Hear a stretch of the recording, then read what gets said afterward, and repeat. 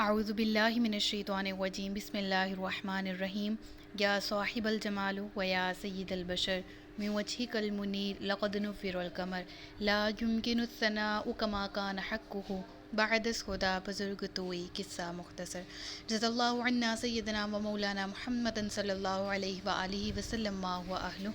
یا رب لک الحمد کما ینبغی لجلال وجهک وعظیم سلطانک رب اشرح لی صدری ویسر لی امری واحلل عقدۃ من لسانی یفقهوا قولی رب زدنی علما رب زدنی علما۔ السلام علیکم ورحمۃ اللہ وبرکاتہ۔ میں حافظہ افرا جاوید اسلام آپ سب لوگوں سے مخاطب ہوں۔ اپنے یوٹیوب چینل انفینٹ اسلام میں آپ سب لوگوں کو خوش آمدید کہتی ہوں۔ امید کرتی ہوں آپ سب لوگ خیریت سے ہوں گے، زندگی پرسکون، پر اطمینان اور ایمان بالخیر گزر رہی ہوگی۔ سورۃ النساء اردو ترجمہ اور تفسیر، اس کی آیت نمبر 76 تک گزشتہ اسباق میں ہم نے پڑھ لیا۔ آج کے سبق میں آیت نمبر 77 سے باقاعدہ آغاز کر رہے ہیں، جس میں اللہ رب العزت ارشاد فرماتا ہے، کیا تم نے ان لوگوں کو نہ دیکھا جن سے کہا گیا کہ اپنے ہاتھ روک کے رکھو اور نماز قائم رکھو اور زکوٰۃ دو؟ پھر جب ان پر جہاد فرض کیا گیا تو ان میں سے ایک گروہ لوگوں سے ایسے ڈرنے لگا جیسے اللہ سے ڈرنا ہوتا ہے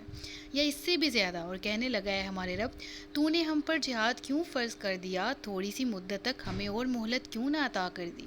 اے حبیب تم فرما دو کہ دنیا کا ساز و سامان تھوڑا ہے اور پرہیزگاروں کے لیے آخرت بہتر، اور تم پر ایک داغے کے برابر بھی ظلم نہیں کیا جائے گا۔ یہ آیت کریمہ کا شان نزول کچھ اس طرح سے ہے کہ کچھ صحابہ کرام جو کہ جب مکہ میں تھے اور ابتدائی اسلام میں بہت زیادہ مظالم تمام پر ڈھائے گئے مسلمانوں پر، تو صحابہ کرام نبی کریم صلی اللہ علیہ وآلہ وسلم کی بارگاہ میں آتے تھے کہ یا رسول اللہ صلی اللہ علیہ وآلہ وسلم، ہمیں اجازت دیجیے، ہم ان مظالم کے سامنے ان سے ہم بدلہ لینا چاہیں گے، ہم بھی جوابی کارروائی کرنا چاہیں گے، ہم بھی ان سے جنگ کریں گے، اگر یہ ہمیں مارتے ہیں تو ہم بھی اس کے بدلے میں اپنا دفاع کرنے کی کوشش کریں گے۔ لیکن اس وقت ابھی تک جہاد کا حکم نہیں آیا تھا، تو رسول اللہ صلی اللہ علیہ وآلہ وسلم نے خاموشی اختیار فرمائی کہ ابھی تک ایسا کوئی حکم نہیں آیا، لیکن تب تک تم نماز قائم کرو، زکوٰۃ دو، جتنے احکامات آئے ہیں ان کو سچے دل سے تسلیم کرتے ہوئے ان پر عمل کرو۔ لہٰذا مسلمانوں نے اس چیز کو ایکسیپٹ کیا، صحابہ کرام نے، اور دن گزرتے گئے، وقت گزرتا گیا، جب ہجرت مدینہ ہوئی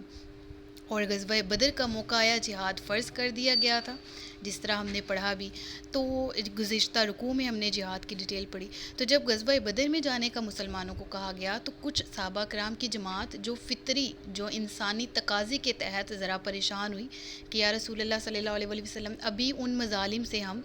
ہجرت کر کے آئے ہیں، ان مظالم سے بچنے کے لیے، ابھی مسلمان مکمل طور پر اپنے پاؤں پر کھڑے نہیں ہیں، مضبوط اور توانا نہیں ہوئے، اور ایک دم سے جہاد کا حکم آ گیا کہ اب ان کافروں سے لڑنا ہے ہم نے، تو ذرا سی مہلت مزید مل سکتی ہے تاکہ ہم اسٹیبل ہو سکیں، تاکہ ہم مزید مضبوط ہو سکیں، تاکہ کفر کا اچھے سے مقابلہ کر سکیں۔ اس وقت یہ آیت کریمہ نازل ہوئی تھی کہ صحابہ کرام، آپ کا عشق، آپ کا ادب تو اللہ رب العالمین کو بھی پتہ ہے، اور اللہ بھی جانتا ہے کہ آپ کی نیت کتنی اچھی اور خالص ہے، کہ جو پہلے آپ نے اللہ سے اجازت طلب کی اور اس وقت اجازت ابھی نہیں ملی تھی جہاد کرنے کی، جنگ کرنے کی، تب بھی آپ نے اللہ کی بات مانی، رسول اللہ کی اطاعت کی۔ لہٰذا اب بھی اگر حکم آ گیا ہے جہاد کا تو تمہیں فطری جو تقاضا ہوتا ہے، بشری تقاضا، اس کے تحت بھی گھبرانے کی ضرورت نہیں ہے، اللہ تمہارے ساتھ ہے۔ اگر جنگ کے دوران تمہاری جان جاتی ہے تو یاد رکھو، دنیاوی ساز و سامان، دنیاوی رشتہ داری، یہ تو ایک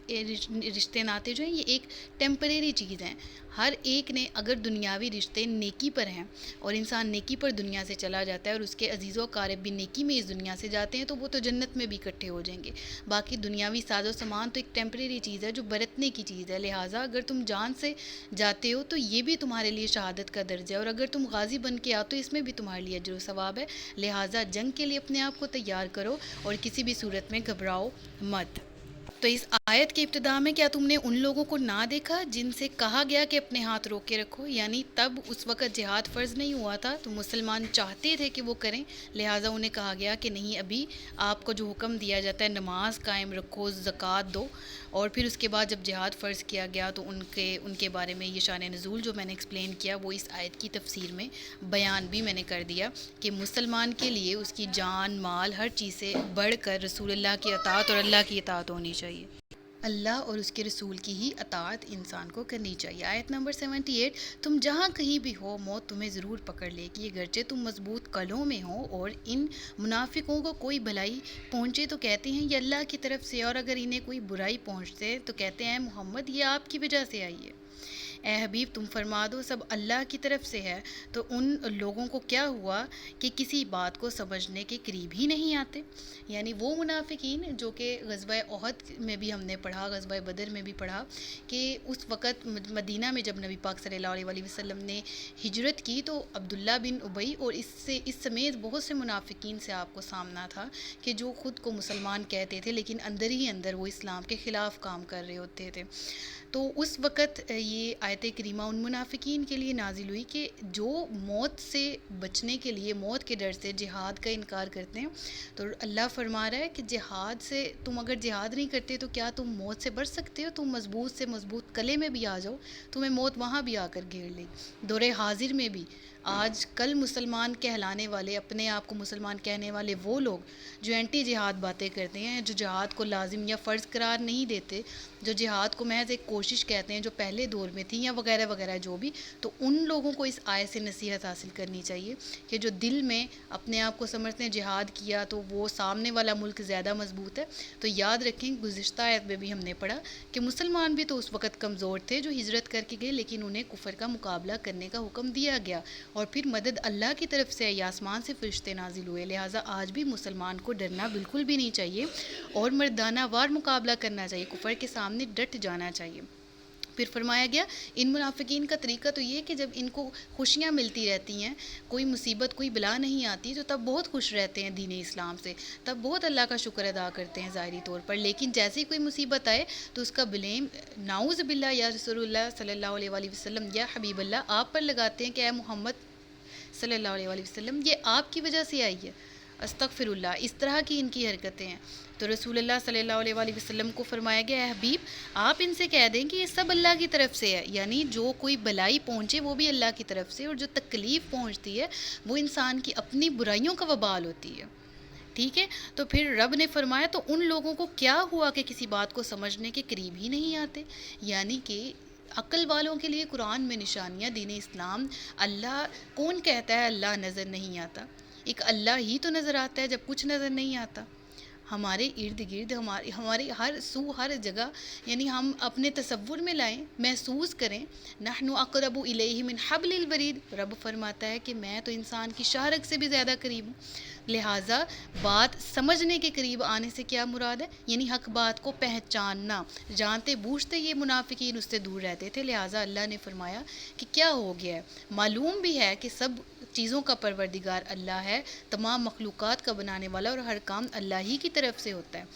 آیت نمبر 79، اے سننے والے تجھے جو بھلائی پہنچتی ہے وہ اللہ ہی کی طرف سے ہے، اور جو تجھے برائی پہنچتی ہے وہ تیری اپنی طرف سے ہے۔ یعنی اللہ کی رحمت کیا ہے؟ رب العالمین کی رحمت ہے کہ وہ نیکی پر انکنڈیشنلی ثواب عطا کرتا ہے، یعنی وہ کہتا ہے کہ میں اپنی مرضی سے، رب فرماتا ہے میں اپنی مرضی سے ثواب عطا کروں گا، میں 70 گنا 700 گنا بے شمار بہت زیادہ ثواب، جس طرح روزہ ماہ رمضان المبارک الحمدللہ چل رہا ہے، آج 17 رمضان مبارک ہے، تو رب العالمین کیا فرماتا ہے روزے کے متعلق؟ روزہ میرے لیے اور میں اس کا اجر دوں گا، یعنی اے مسلمان ہے روزہ رکھنے والے تو بھی اندازہ نہیں لگا سکتا کہ تجھے تیرے رب کی طرف سے کتنا ثواب عطا کیا جا رہا ہے، انسان کاؤنٹ نہیں کر سکتا اگر وہ اللہ کی رضا حاصل کرنے کے لیے خالص ایک روزہ رکھ رہا ہے تو باقی نیتوں کی، باقی نیکیوں کی نیتوں کی کیا ہی کہنے ہوں گے، رب نیت کرنے پر بھی ثواب دے دیتا ہے۔ تو فرما رہا ہے کہ میرا یہ احسان ہے بندہ مومن پر کہ میں بھلائیاں ہی عطا کرتا ہوں اپنی رحمت سے، اور اگر کوئی مصیبت انسان پر پہنچتی ہے وہ اس کی اپنے گناہوں کا وبال ہوتا ہے، وہ اس کی اپنی کرنی کی وجہ سے ہوتی ہیں، وہ اس کی اپنی گستاخی کی وجہ سے ہوتی ہے جو جانے انجانے میں وہ کر بیٹھتا ہے۔ تو اے حبیب ہم نے تمہیں سب لوگوں کے لیے رسول بنا کر بھیجا ہے، اور گواہی کے لیے اللہ کافی ہے۔ اللہ اکبر، اللہ اپنے نبی کی رسالت کی، ان کے برحق ہونے کی گواہی دے رہا ہے۔ اللہ رب العالمین فرما رہے ہیں حبیب آپ تمام جہانوں کے لیے رحمت بنا دیے گئے، آپ تمام لوگوں کے نبی، اور نبی کریم صلی اللہ علیہ وآلہ وسلم کی رسالت جو ہے وہ عام ہے، رسالت عامہ ہے، مخصوصہ نہیں ہے۔ یعنی ہم یہ صرف نہیں کہہ سکتے وہ انسانوں کے نبی بنا کر بھیجے گئے۔ جس طرح رب کی ربوبیت عامہ ہے، تمام مخلوقات کا رب ہے، ویسے ہی محبوب صلی اللہ علیہ وآلہ وسلم تمام مخلوقات کے نبی ہیں، اللہ کی مخلوق میں سے ہیں رسول اللہ صلی اللہ علیہ وآلہ وسلم، اور مخلوقات میں سب سے افضل، سب کے سردار، سید البشر۔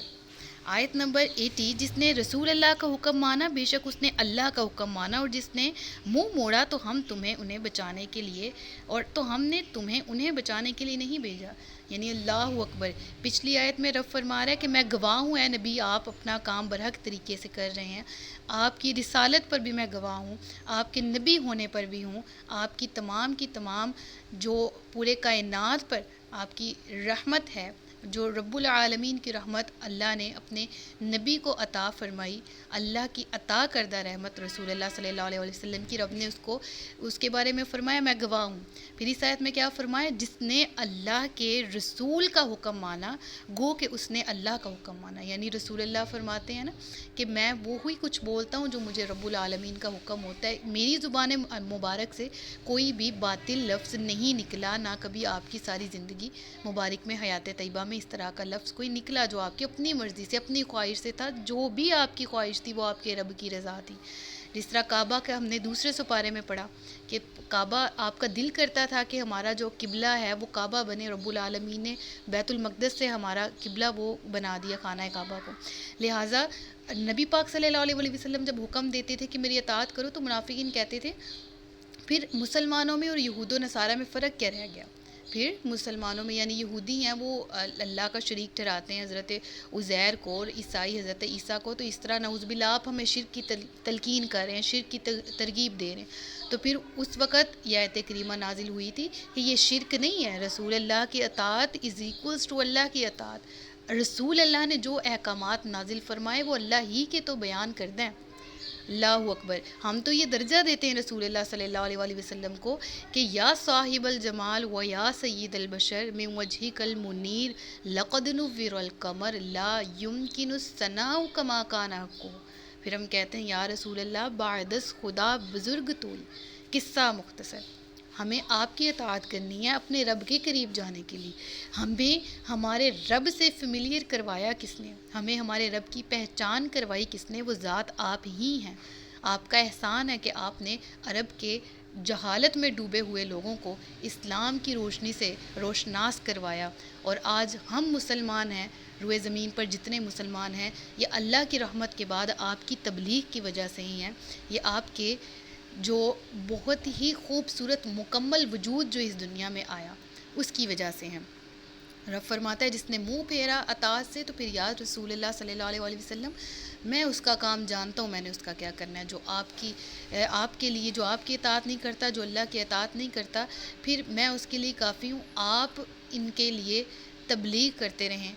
میرا کام ہے کہ جس پر کتنا عذاب، کس طرح کس کو کتنی جزا اور کتنی سزا دینی ہے، اور جو اطاعت کرے گا اس کو جزا، اور جو نافرمانی کرے گا اس کو سزا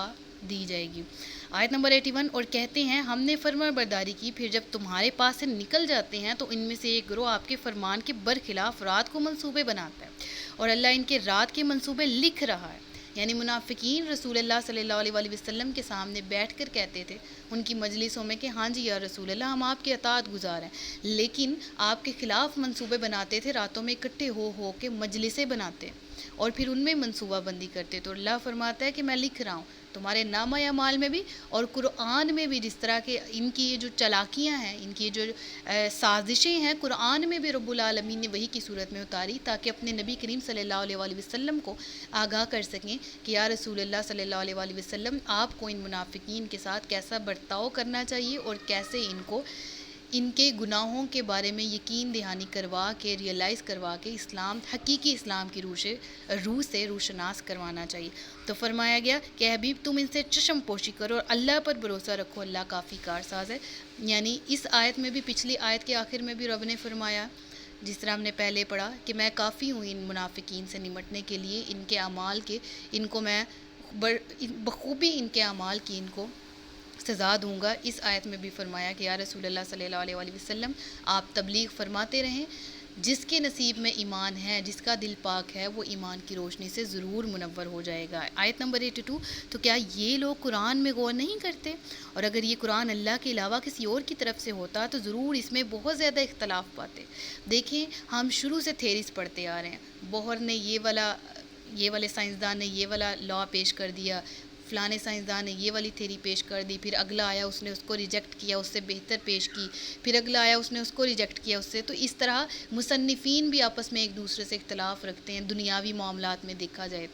تو منافق اس دور میں بھی بہت لوگ لکھاری تھے، کوئی کتاب شاعری لکھتے تھے، کوئی کچھ لکھتے تھے وغیرہ وغیرہ۔ تو منافقین کو اس دور میں کہا گیا، یہود و نصارہ کو جو ایمان والے نہیں تھے، کیا قرآن میں غور نہیں کرتے کہ یہ اتنا بڑا معجزہ ہے کہ اس میں کوئی کمی بیشی، کوئی کوتاہی نہیں ہے کسی جانب سے، یہ رب کا کلام ہے۔ اگر رب کے سوا کسی اور کا ہوتا تو ضرور آپس میں ہی وہ اختلاف کر رہے ہوتے اور قرآن کے مقابلے میں کوئی اور کتاب آ جاتی، لیکن یہ عاجز کر دینے والی کتاب ہے۔ یہ باقی کے تمام، آج کھلا چیلنج ہے، ہم نے سورۃ البقرہ میں پڑھا، اگر ایک سورت کیا ایک آیت ہی لے آؤ قرآن جیسی، ایک آیت ہی لے آؤ قرآن جیسی اگر تم مقابلہ کرنا چاہتے ہو۔ لیکن آج اتنے تقریباً 1450 سال گزرنے کے باوجود بھی اتنی سائنس نے ترقی کر لی، لیکن قرآن کو نہیں عاجز کر سکے۔ قرآن عاجز کر دینے والا ہے، یعنی قرآن کو کوئی جھٹلا نہیں سکا۔ تو رب فرماتا ہے قرآن پہ کیا تم غور و فکر نہیں کرتے کہ یہ رب کی طرف کا کلام ہے اور یہ رب العالمین کی طرف سے نازل کیا گیا ہے۔ پھر آیت نمبر 83، اور جب امن یا خوف کی کوئی بات ان کے پاس آتی تو اسے پھیلانے لگتے ہیں، حالانکہ اگر اس بات کو رسول اور اپنے با اختیار لوگوں کی خدمت میں پیش کرتے تو ضرور ان میں سے نتیجہ نکالنے کی صلاحیت رکھنے والے اس خبر کی حقیقت کو جان لیتے۔ یعنی نبی کریم صلی اللہ علیہ وسلم لشکر اسلام کو جہاد کے لیے بھیجتے تھے، میدان جنگ کے لیے، ان کے غلبہ یا ان کی مغلوبیت، فتح اور شکست وغیرہ کی خبریں جو رسول اللہ صلی اللہ علیہ وسلم کے پاس آتی، ان کا تذکرہ بارگاہ رسالت میں ہوتا، وہاں منافقین بھی موجود ہوتے تھے۔ ٹھیک ہے، وہ کیا کرتے تھے کہ جو مسلمانوں کے راز کی خبریں ہیں، جو مسلمانوں کے جو بعض اوقات ان رازوں کے فاش ہو جانے سے نقصان بھی پہنچ سکتا تھا، ان خبروں کو کیچ کرتے، ان کو اپنے ذہنوں میں بٹھاتے اور اس نیت سے ہی ان کو سنتے کہ ان کو عام کریں گے، ان باتوں کو پھیلائیں گے، جن کا پھیلانا اس دور میں مطلب اس وقت کی مناسبت سے انتہائی نامناسب ہوتا۔ تو یہاں آپ کسی جنگ کے متعلق اہم مشورہ کر رہے ہوتے تو منافقین کو پتہ چل جاتا، تو یہ لوگ بغیر سمجھے بوجھے فوراً لوگوں میں خبریں پھیلانا شروع کر دیتے، حالانکہ ان خبروں کی اشاعت مصلحت کے خلاف ہوتی۔ تو مسلمانوں کو لہٰذا اس آیت میں ان منافقین سے چوکنا رہنے کے لیے، ہوشیار رہنے کے لیے اس آیت میں تلقین بھی کی گئی اور کہا گیا کہ اس طرح جو اس وقت مسلمانوں کو کیا نقصان ہوتا تھا کہ مسلمان گھبرا جاتے، اس طرح اگر کوئی خبر آپ کو پتہ ہے، بہتر پتہ ہے، ہم اندازہ لگا سکتے ہیں کہ اگر کوئی منصوبہ بندی کی جا رہی ہو اور وہ لیک ہو جائے اور اس کے بارے میں سب کو پتہ ہو جائے تو کس طرح ڈسہارٹ ہوتا ہے۔ تو مسلمان بھی گھبرا جاتے تھے، کفار کے حوصلے بڑھ جاتے تھے کہ دیکھو ہمیں تو ان کے پل پل کی خبر ہے، ایک قدم کی خبر ہے۔ لہٰذا اس آیت میں ان منافقین کے اس جو برا عمل ہے اس کی تردید کی گئی، جھٹلایا گیا کہ بہت ہی برا عمل ہے یہ منافقین جو یہ کام کر رہے ہیں اس کے بارے میں، یعنی منافقین کے برے عمل کے بارے میں بات کی گئی اور مسلمانوں کو آگہی دی گئی۔ اگر یہ ان الفاظ کا میں چناؤ کروں تو فرمایا گیا کہ اگر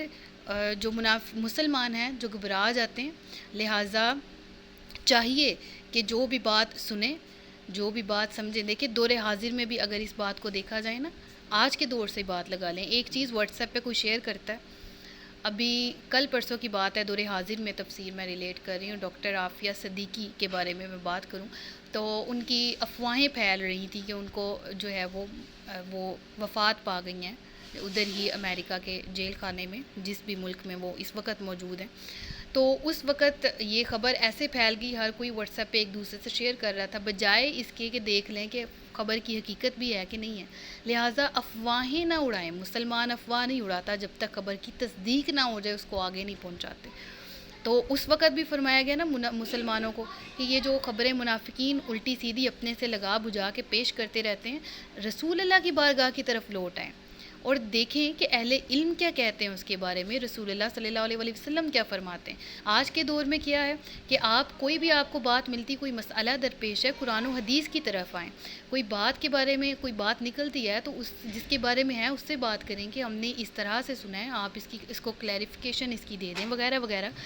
اگر چیز کوئی بات کنفرم ہے اور اس کو پھیلانے میں مصلحت ہے نہ کہ برائی ہے، تو پھر اس بات کو پھیلانے میں حرج نہیں ہے، نیکی کی بات ہو سکتی ہے، کوئی خبر ہو سکتی ہے اچھی سی، لیکن اس کی تصدیق ضرور کر لیا کرے۔ تو فرمایا یہ گیا کہ اگر اللہ کا تم پر فضل اور اس کی رحمت نہ ہوتی تو ضرور تم میں سے چند ایک کے علاوہ سب شیطان کے پیچھے لگ جاتے۔ یعنی اس وقت بھی مسلمان گھبرا گئے تھے نا، یہ منافقین کی چالوں وغیرہ سے کچھ مسلمانوں کا حصہ، تو فرمایا گیا کہ اللہ کی رحمت ہے جو تمہیں ثابت قدم رکھتی ہے، لہٰذا ہر خبر کا پھیلا دینا جو ہے نا وہ کبھی فساد اور خرابی کا باعث بھی بن جاتا ہے، لہٰذا خبر کوئی بھی سمجھے بوجھے بغیر نہیں پھیلانی چاہیے، ٹھیک ہے، اور خاص طور پر خبر کو تصدیق کیے بغیر نہیں پھیلانا چاہیے، جس طرح میں نے آپ کو مثال دے کر سمجھا بھی دیا۔ آیت نمبر 74 ہے، تو اے حبیب اللہ کی راہ میں جہاد کرے، آپ کو آپ کی طاقت سے زیادہ تکلیف نہیں دی جائے گی، اور مسلمانوں کو جہاد کی ترغیب دیتے رہو، ان قریب اللہ کافروں کی طاقت روک دے گا، اور اللہ کی طاقت سب سے زیادہ مضبوط ہے، اور اللہ کا عذاب سب سے زیادہ شدید ہے۔ دور حاضر میں اگر اس بات کو لیا جائے، میں دوبارہ سے اس دور حاضر میں، اس دور میں بدر ہوئی، بدر صغریٰ کے امکانات تھے، پھر احد ہوئی، پھر جتنی بھی جنگیں فتح مکہ تک ہوئیں، کیا فرمایا گیا؟ اللہ نے مسلمانوں کو حوصلہ دیا، ہمت دیا، یہ کفر تو رک جانے کے لیے، یہ کفر تو ڈر جائے گا، یہ مغلوب ہو جائے گا، مسلمان تم لوگ غالب آؤ گے، تمہیں تمہاری طاقت سے زیادہ تکلیف نہیں دی جائے گی، جہاد کرو۔ اے نبی کریم صلی اللہ علیہ وسلم مسلمانوں کو جہاد کے لیے تیار فرمائیں، کیونکہ اللہ طاقت دے گا اگر تم جہاد میں جاؤ گے۔ ظاہری وسائل پہ بھی تو فوکس ایک انسان کرتا ہی ہے، لہٰذا جو انٹرنلی اسٹرینتھ ہوتی ہے وہ اللہ کی طرف سے آئے گی۔ اگر آپ کے پاس ہتھیار بہت ہے، دل میں ایمانی قوت نہیں ہے تو بھی بیکار ہے، اور اگر اتنے ہتھیار نہیں ہیں کفر کے مقابلے میں لیکن ایمانی قوت شدید ہے، آپ کے دل ایمان سے منور ہے، تو اس وقت رب العالمین فرماتا ہے کہ میں سب سے زیادہ طاقت دینے والا ہوں، میں تمہیں مضبوطی دوں گا اور میں کفر کو شکست دوں گا، اور میرا عذاب بھی کافروں کے لیے سب سے زیادہ شدید ہے۔ آیت نمبر 85، جو اچھی سفارش کرے گا اس کے لیے اس کا اجر ہے، جو بری سفارش کرے گا اس کے لیے اس میں سے حصہ ہے، اور اللہ ہر شے پر قادر ہے۔ تو کیا فرمایا گیا یہاں پر؟ سفارش کرنا، اچھی سفارش کرنا۔ دور حاضر میں بھی اگر اس کی بات کی جائے تو ہم سفارش اگر اس طرح سے کی جا رہی ہے، اس میں کسی غریب کو حق دلوایا جا رہا ہے، فور ایگزامپل ایک لائن لگی ہوئی ہے، ٹھیک ہے، کسی اور کا حق نہیں مر رہا اس صورت میں، ٹھیک ہے، ایک لمبی سی لائن ہے اور سب مریض جو ہیں وہ وہاں پر اپنے علاج کے لیے آئے ہوئے ہیں، تو ایک دم ایک مریض زیادہ ایمرجنسی کی صورت میں آتا ہے اور وہ کہتا ہے کہ مجھے جلدی سے کوئی پرچی کٹوا دیں تاکہ میں جلدی علاج کر سکوں، مجھے سانس کا مسئلہ ہے یا وغیرہ وغیرہ، اللہ رحم کرے۔ باقی کے مریض بھی بیمار ہیں لیکن ان کا گزارا ہے ویٹ کرنے میں، اس کا گزارا نہیں ہے تو وہ کوئی شخص اس کی سفارش کر دیتا ہے کہ بھئی اس کو پہلے پرچی کٹوا دو، اس کو علاج پہلے کروا دو، تو اس نے اچھا کام کیا، بھلائی کا کام کیا، سمجھ آ رہی؟ یعنی جو نیکی کی نیت پر سفارش کرتا ہے، نیکی کی وجہ سے سفارش کرتا ہے، اس کی وہ نیت بھی قبول ہے اور اس کی سفارش بھی، اور جو کسی کا حق غصب کرنے کے لیے، حق مارنے کے لیے، برائی کے لیے بری نیت سے سفارش کرتا ہے تو اس کا وبال بھی اس پر ہے۔ لہٰذا اس آیت سے ہم نے سیکھا سفارش دو طرح کی ہے، اچھی اور بری، اچھی جائز ہے، بری جائز نہیں ہے۔ پھر آیت نمبر 86، اور جب تمہیں کسی لفظ سے سلام کیا جائے تو تم اس سے بہتر لفظ سے جواب دو یا وہی الفاظ کہہ دو۔ یعنی یہاں پر مسلمان دیکھیں دین اسلام ہر لمحے انسان کی جو ہے وہ رہنمائی کرتا ہے۔ اب یہاں پر کیا رہنمائی کی؟ کوئی سلام کرتا ہے، السلام علیکم، تو بہتر الفاظ میں جواب دو، یعنی کہو وعلیکم السلام ورحمۃ اللہ۔ اگر کوئی یہ کہے السلام علیکم ورحمۃ اللہ تو کہیں وعلیکم السلام ورحمۃ اللہ وبرکاتہ۔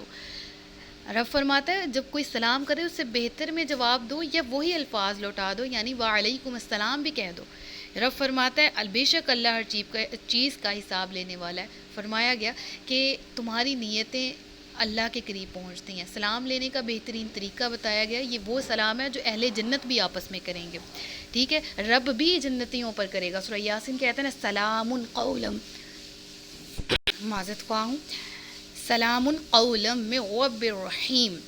فرمایا گیا سلام ہے تم لوگوں پر، تم تمام پر،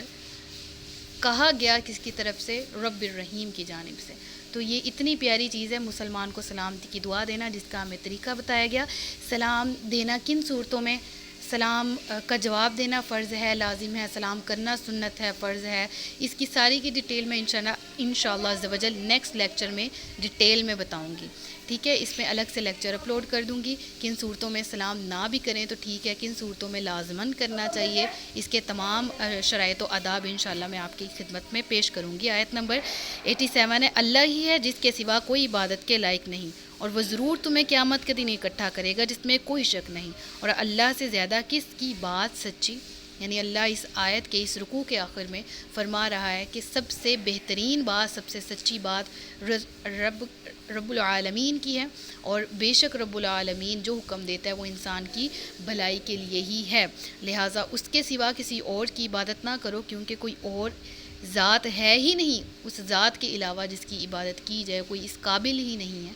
کوئی اس لائق ہی نہیں ہے. لہٰذا تمام اس آیت میں عبادت کی تلقین کی گئی، ایک اللہ کی عبادت کی، اور پھر قیامت کے دن کے بارے میں کہا گیا کہ اس دن سے ڈرو جب تمام اعمال کے جواب دہی تمہیں کرنی ہوگی، تمہارے تمام اعمال اس کی بارگاہ میں پیش کیے جائیں گے